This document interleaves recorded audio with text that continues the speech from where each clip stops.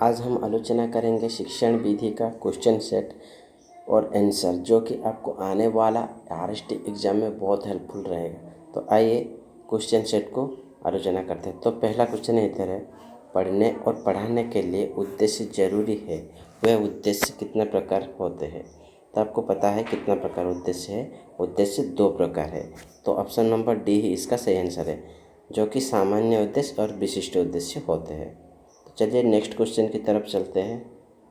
पढ़ने और पढ़ाने के लिए उद्देश्य होते हैं, वह क्या है। ऑप्शन नंबर है सामान्य उद्देश्य और विशिष्ट उद्देश्य। अभी अभी जो बताया मैं आपको, सामान्य उद्देश्य और विशिष्ट उद्देश्य। तो ऑप्शन नंबर ए ही इसका सही आंसर है। चलिए नेक्स्ट क्वेश्चन की तरफ चलते हैं। प्रारंभिक छात्रों के लिए कितने प्रकार कौशल होते हैं। कौशल कितने प्रकार होते हैं।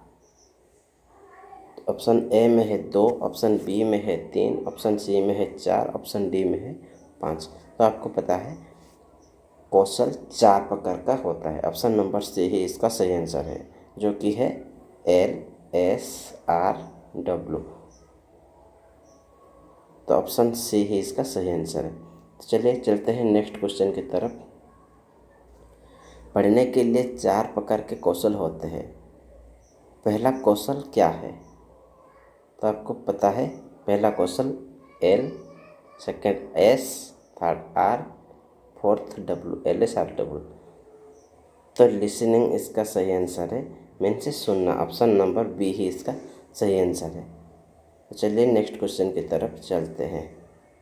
5 नंबर क्वेश्चन, सुनने के बाद कौन सा कौशल आता है।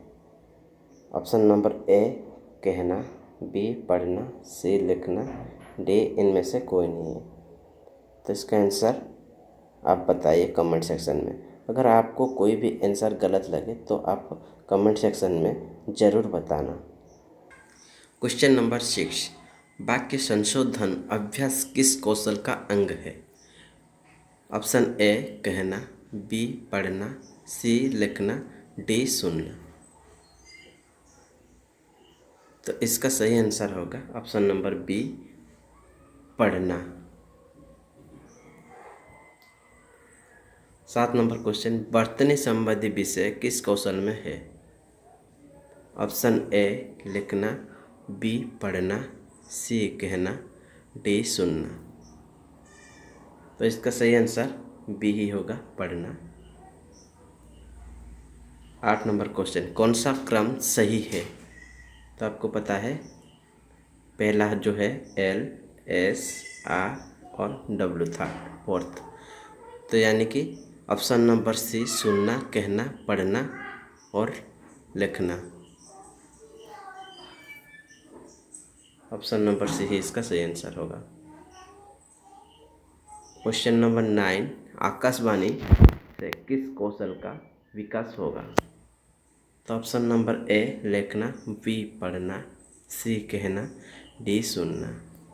तो आकाशवाणी में तो आपका लिखने का कौशल विकास नहीं होगा, ये गलत है। पढ़ना का ये भी गलत, कहना ये भी गलत।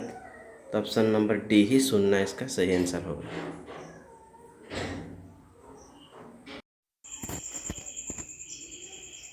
क्वेश्चन नंबर 10, उच्चारण ज्ञान किस कौशल का अंग है। ऑप्शन ए सुनना, बी कहना, सी पढ़ना, डी लिखना। तो इसका सही आंसर होगा ऑप्शन नंबर सी पढ़ना। क्वेश्चन नंबर 11, पठन कौशल कितने प्रकार के होते हैं। पठन कौशल कितने प्रकार के होते हैं। Option A 3, B 2, C 4, D 5। तो आपको पता होगा पठन कौशल जो कि है 4 प्रकार का है। क्या क्या है ना, LSRW। क्या क्या है LSRW, listening, speaking, reading, writing, जो कि है श्रवण, भाषण, वाचन और लेखन। क्वेश्चन नंबर 12, पाठ योजना में 5 सोपान होते हैं, इसका प्रवर्तक कौन है।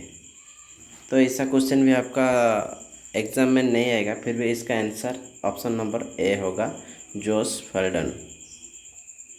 क्वेश्चन नंबर 13, लेखन कौशल पढ़ाने के लिए 3 प्रकार कौशल अपनाया जाते हैं, कौन सा एक सही कौशल नहीं है? तो ऑप्शन ए में है शिलालेख, बी में है अनुलेख, सी में है सूत्रलेख, डी में है प्रतिलेख। तो ऑप्शन ए ही इसका सही आंसर होगा, जो कि शिलालेख ये नहीं होगा। क्वेश्चन नंबर 14, प्रारंभिक स्तरों के छात्रों के लिए कौन सा पठन जरूरी है? ऑप्शन ए में है मौन पठन, बी स्वर सहित पठन, सी स्वर पठन, डी इनमें से कोई नहीं है।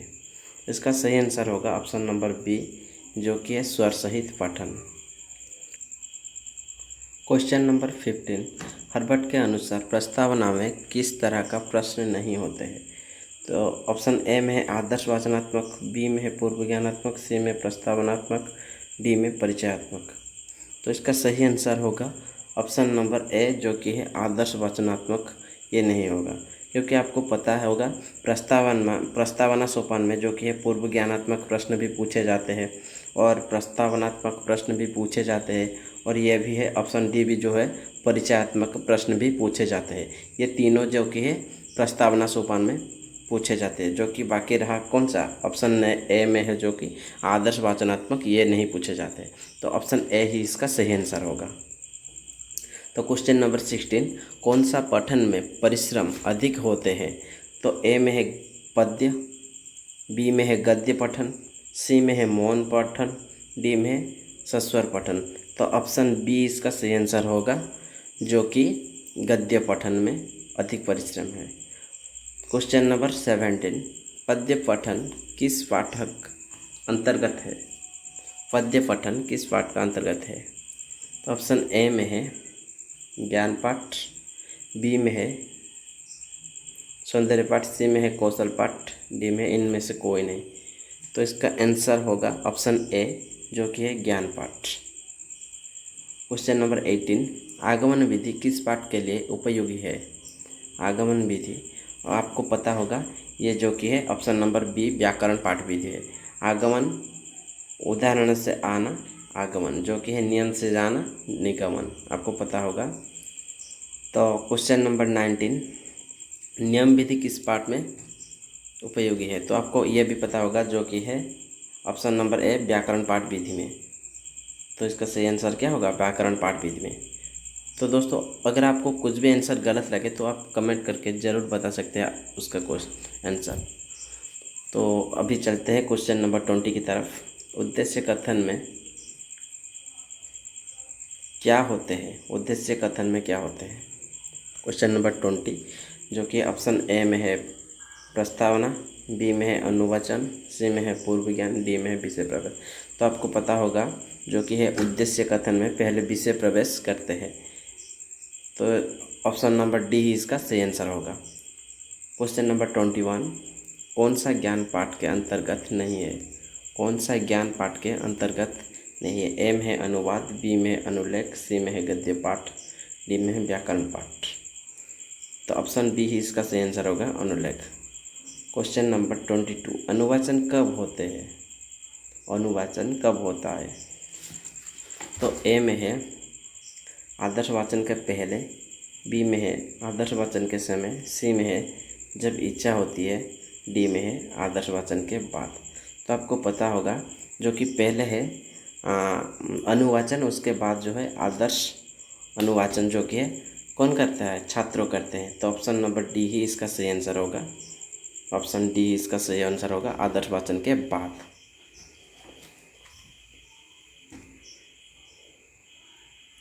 क्वेश्चन नंबर 23, मौन वाचन का उद्देश्य क्या है? मौन वाचन का उद्देश्य क्या है? ए में है मौन रहना, बी में है शोर न करना, डी में सी में है जोर से चिल्लाना, डी में है ध्यान से पढ़ना। तो ऑप्शन डी ही इसका सही आंसर होगा, ध्यान से पढ़ना, जो कि मौन वाचन का उद्देश्य है। क्वेश्चन नंबर 24, पहले नियम और उसके बाद उदाहरण, ये कौन सा विधि है? आपको पता होगा, जो कि नियम से आना क्या है? निगमन। निगमन, नियम से आना निगमन। तो ये ऑप्शन नंबर सी ही इसका सही आंसर होगा। क्वेश्चन नंबर 25, आगमन विधि और निगमन विधि के प्रवर्तक कौन है? तो ये है, कौन है? हर्बर्ट। ऑप्शन नंबर बी ही इसका सही आंसर होगा। अगर आपको कुछ भी आंसर गलत लगे तो आप ज़रूर कमेंट सेक्शन में बता सकते हैं। क्वेश्चन नंबर 26, अनुवाचन कौन करता है? अनुवाचन कौन करता है? छात्र, शिक्षक, छात्र और शिक्षक, इनमें से कोई नहीं। तो आपको पता होगा अनुवाचन जो कि है छात्रों करते हैं, तो ऑप्शन नंबर ए ही इसका सही आंसर होगा। क्वेश्चन नंबर 27, श्रवण कौशल का विकास के लिए कौन सा उपयोगी नहीं है? परिवार सदस्य, गुरुमुख, सी आकाशवाणी, डी संवाद पत्र। तो आपको पता होगा ये जो कि है संवाद पत्र, ये नहीं है। ऑप्शन नंबर डी ही इसका सही आंसर होगा। ऑप्शन डी ही इसका सही आंसर होगा। किस पाठ से रसानुभूति होते हैं? किस पाठ से रसानुभूति होते हैं? व्याकरण पाठ से, गद्य पाठ से, पद्य पाठ से, इनमें से कोई नहीं। तो रसानुभूति कौन सा पाठ में होता है? पद्य पाठ में। ऑप्शन सी ही इसका सही आंसर होगा। क्वेश्चन नंबर 29, सस्वर पठन किस पाठ के लिए जरूरी है? सस्वर पाठन किस पाठ के लिए जरूरी है? गद्य पाठ, पद्य पाठ, व्याकरण पाठ, इनमें से कोई नहीं। तो सस्वर वाचन कौन करता है? पद्य पाठ में होता है सस्वर वाचन, उसके बाद सस्वर अनुकरण वाचन जो कि छात्र करते हैं, तो ये पद्य पाठ में। ऑप्शन बी ही इसका सही आंसर होगा। क्वेश्चन नंबर 30, पहले उदाहरण और उसके बाद नियम, यह कौन सा विधि है? पहले उदाहरण उसके बाद जो कि नियम है, ये क्या है? आगमन विधि, जो कि पहले नियम और उसके बाद पहले जो उदाहरण उसके बाद नियम बताया जाता है वो आगमन विधि में। तो ऑप्शन ए ही इसका सही आंसर होगा, आगमन विधि। क्वेश्चन नंबर 31, आदर्श वाचन कौन करता है? आपको पता होगा आदर्श वाचन जो कि है शिक्षक करते हैं। ऑप्शन ए ही इसका सही आंसर होगा। और आदर्श अनुवाचन कौन करता है? छात्र करते हैं। तो आदर्श वाचन कौन करता है? तो ये शिक्षक होगा। ऑप्शन ए ही इसका सही आंसर होगा। क्वेश्चन नंबर 32, सामान्यतः वाक्य प्रयोग का विधि किसमें नहीं होता है? व्याकरण पाठ, नाटक पाठ, गद्य पाठ, पद्य पाठ। तो ऑप्शन बी है इसका सही आंसर, जो कि नाटक पाठ। तो दोस्तों अगर आपको कुछ भी आंसर गलत लगे तो आप कमेंट सेक्शन में ज़रूर बता सकते हैं। तो क्वेश्चन नंबर 33, 4 प्रकार के कौशल होते हैं, अंतिम कौशल कौन सा है? तो आपको पता है जो कि है 4 कौशल कौन कौन है? LSRW, जो कि है श्रवण, भाषण, वाचन और लेखन। तो लास्ट अंतिम सोपान कौन है? जो कि है राइटिंग व लेखन, ये है। तो ऑप्शन बी ही इसका सही आंसर होगा। ऑप्शन बी ही इसका सही आंसर होगा, जो कि है लेखन। Question number